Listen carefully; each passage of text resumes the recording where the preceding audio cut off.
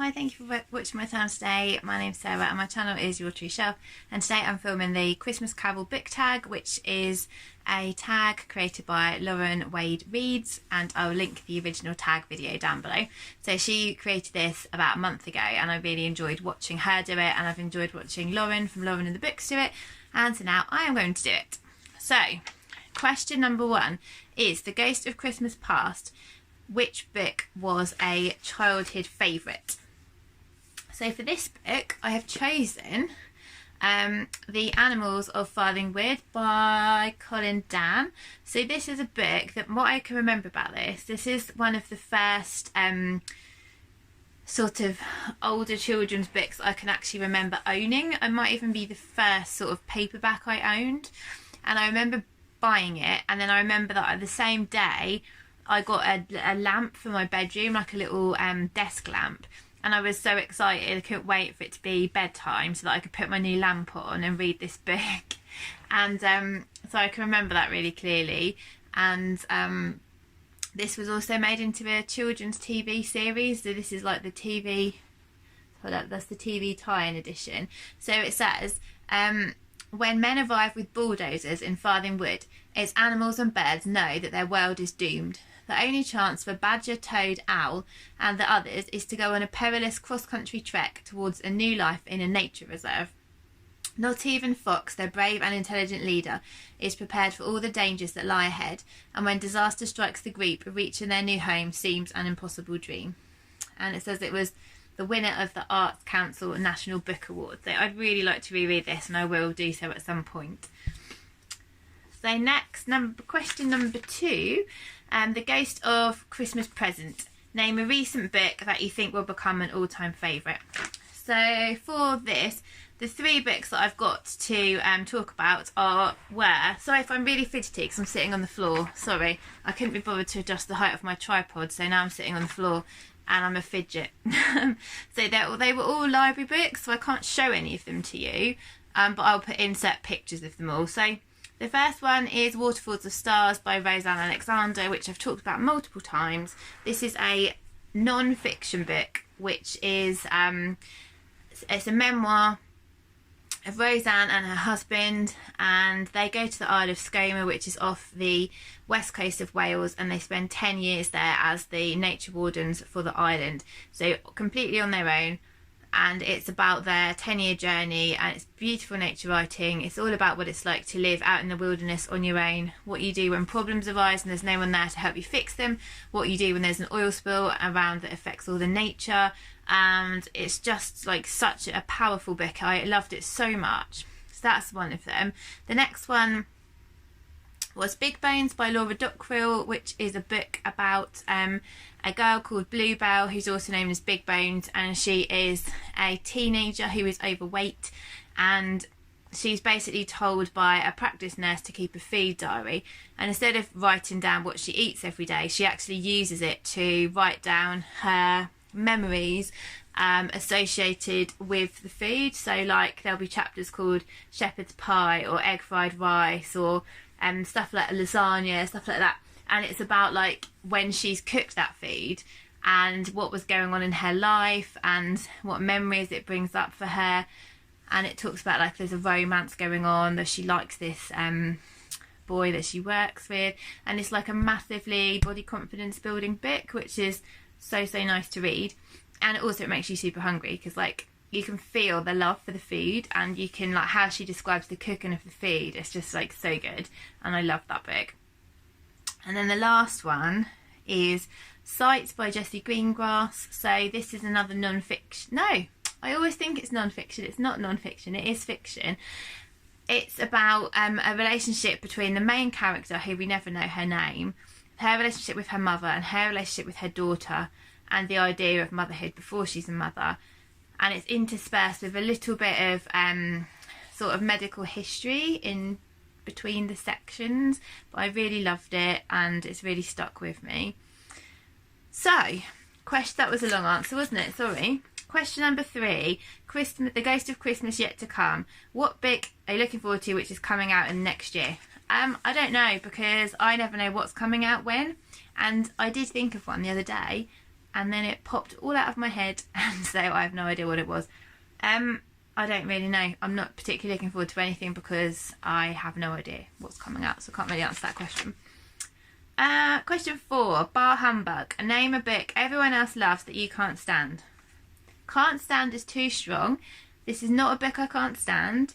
This is a book I still gave 4 stars to, but in my mind, everyone else loves it so much and hypes it up so much, and it didn't meet my expectations. I may lose a few hundred followers by saying this, but Normal People by Sally Rooney. So some of my favourite booktubers never stop talking about how much they love this book, but it just, for me, so it's just, everybody knows, I'm sure, about the story of Marianne and Connell, who are like childhood friends, who have an on-off relationship, and it's about their power balance between them and the relationship between them and their families and stuff like that. It's about privilege and social standing and stuff. But I got really frustrated with the characters. One of the characters, the girl character, Marianne, she doesn't ever say what she wants to say. She keeps it all built up inside. She makes unwise decisions. And I'm sure I was the same when I was her age, but I just feel like the stage that her and Connell have been in their lives, I've moved past that stage now, and they just frustrated me. I just wanted to give them a bit of a shake. So I thought the writing was brilliant, the dialogue was amazing, but it didn't float my boat, I'm afraid. So sorry, but that's my answer. Number 5, Bob Cratchit. Name an old dependable that you always recommend. So I've chosen 3 again. So I have a favourites ever books list on Goodreads, which I think's got 17 on, but I chose 3 that weren't like talked about a lot. Well, they probably were at the time, but they're not talked about a lot at the moment, and so I've given them a little bit of a boost. So the first one I want to talk about is Birdsong by Sebastian Faulks. So this I adore so much.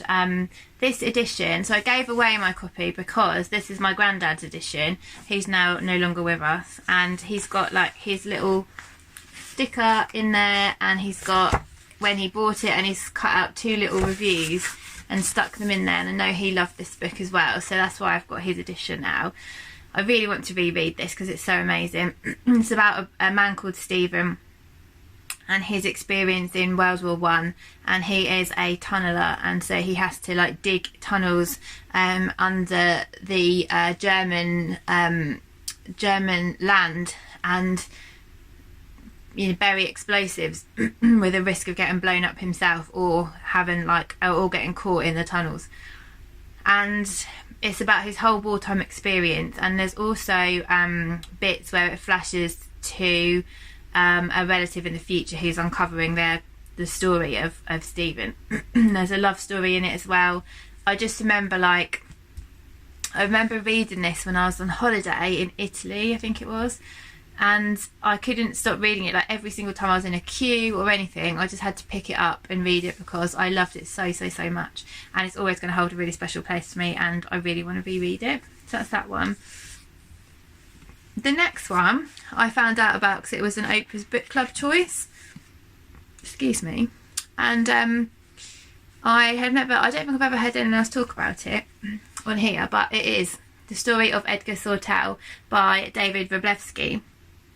This is a story about a boy called Edgar who is born mute, so can't talk, and because he can't, when he's a baby, he can't cry, or he can cry but doesn't make any sound, and so his mum doesn't know when he's crying, and the family dog Armandine, she basically looks after him, and she goes and gets somebody when he's crying, and she alerts people every time he needs help, and so they're like best friends. And the family breed these kind of dogs which are sort of supremely intelligent, strong, amazing, loyal dogs, and they breed them and they train them, and they keep sort of extensive records of their pedigrees and things, and Armandine is one of these dogs. And then the family business is going really well, and then there's the Edgar's uncle Claude, yeah, he turns up, and everything starts to unravel in the family, and it is amazing. Like, I've never forgotten Armandine the dog, and if I ever have a dog, I'd love to, I'd love to call it Almondine because she was the most special dog ever.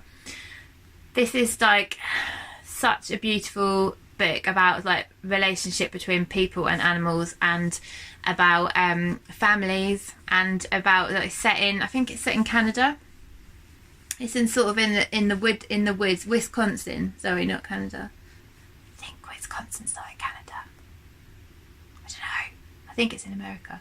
Anyway, so sorry, geography's not my strong point. That's what it's about, and it's amazing, and it's a bit of a chunkster, but so worth it. Every page is amazing. And then the last one I wanted to mention is a book called A Fine Balance by Rohinton Mistry. I read this when I was still at school. I think I was in first year of sixth form, so it's been a long time.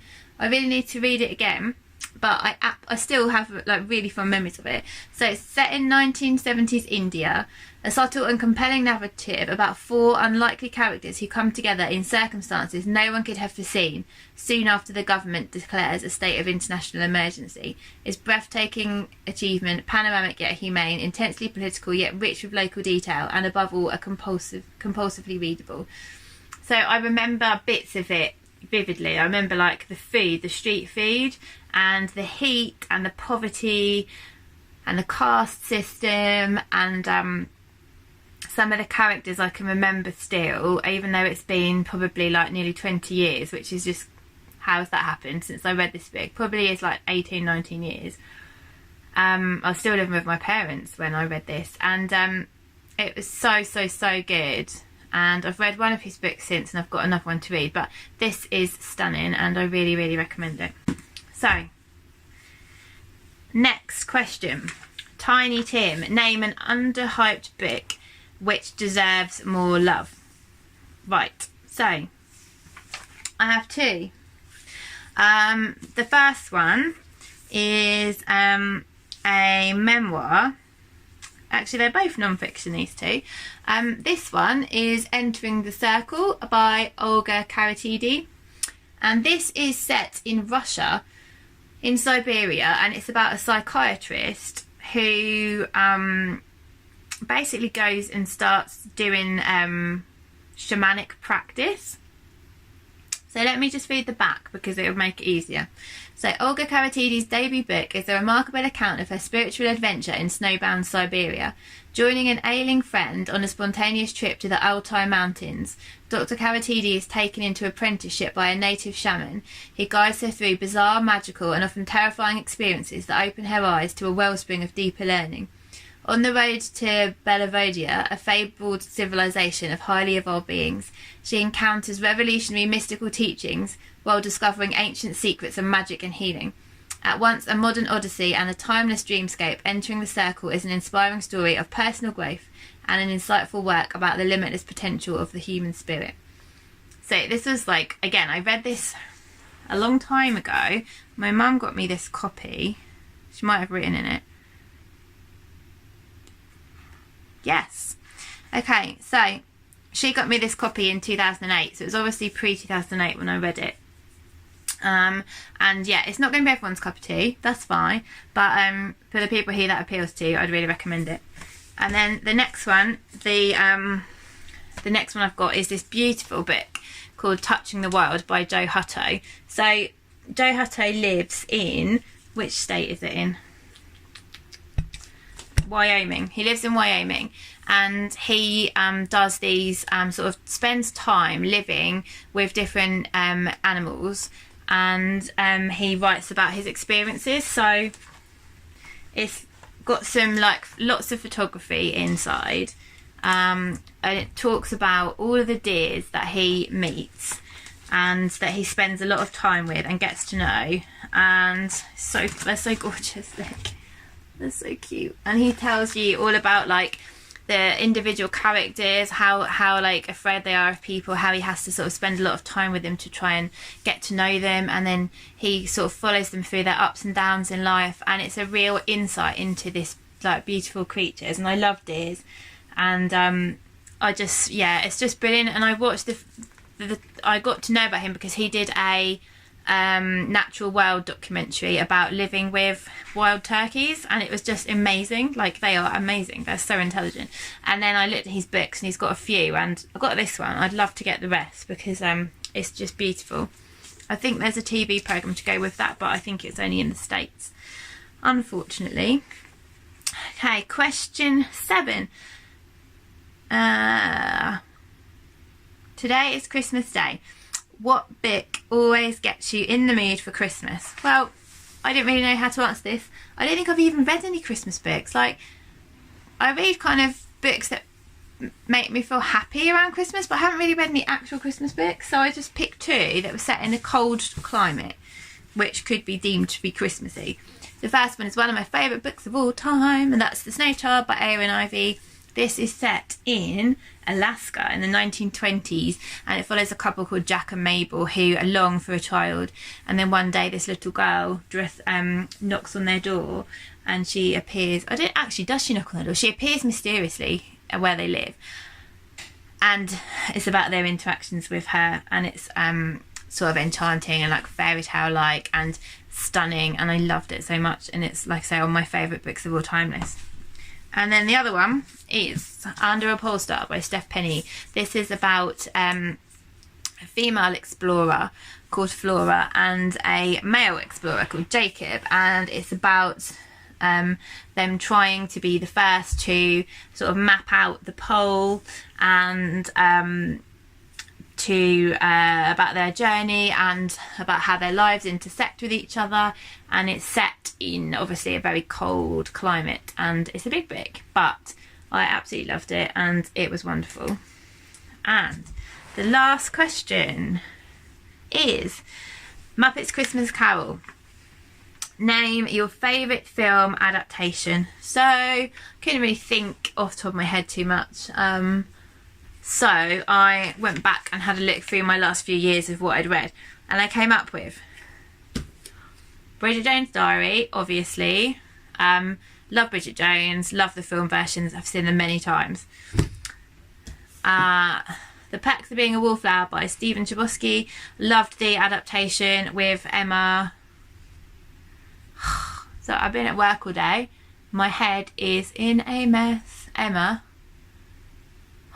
Bloody hell. You know who I mean.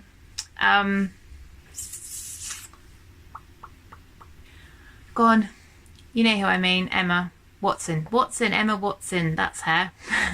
Yeah. So yeah, great film adaptation. This is a beautiful YA book about people who don't quite fit in and who find each other and accept each other, and it's beautiful. And the final 2, and then I'll stop, is Love, Simon by somebody who I can't remember. Doesn't matter because I'm going to put a picture up so you'll see. So that was a really, really lovely YA book again about a gay teenager who was struggling to come out and starts writing sort of love letters to another boy in his school, and neither of them knows who the other one is, and about their developing relationship, and again about acceptance. And the final one, which is probably my favourite of all the list, is Wild by Cheryl Strayed. So for anybody who hasn't heard of Wild, it is a book about it's a memoir of Cheryl's walk along the Pacific Crest Trail, and she was a woman in her early 20s. Her mum had died a few years ago. She couldn't get over her grief. She'd been sort of struggling with this and making some decisions which probably weren't like the healthiest decisions, but that's how she was coping, and she spontaneously decided she was going to walk the Pacific Crest Trail. And this is a memoir about her walking and about her grief, and the film adaptation is really well done. Like, Reese Witherspoon plays Cheryl Strayed, and I listened to it on audiobook and it was wonderful on audio, and then I loved the film with Reese Witherspoon as well. She's awesome. So yeah, that is like my massive long fidgety video, the Christmas Carol tag. So I need to tag some people. Consider yourself tagged if you want to do it, because you don't have to wait for me to tag you, obviously. I would like to tag Heather, Soggy Expat Booknerd, and I would like to tag Charlotte from Tired Mama Tries to Read, and I would like to tag Sian and Bert from Past Story Time. And if you don't want to do it, that's fine, you don't have to do it, just got to tag you. So waffle over. This is what happens to my brain when I've been at work all day. And I hope you're feeling really Christmassy, and I hope you enjoyed the tag, and I'll see you soon. Bye.